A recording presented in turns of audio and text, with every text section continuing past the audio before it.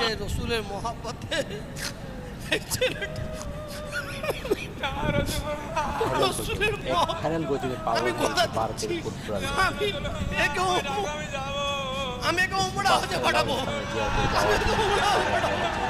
আর 500 টাকা দিয়ে মুরব্বী আছেন ওয়াদা করতেছেন আল্লাহ যেন ওরা কবুল করেন।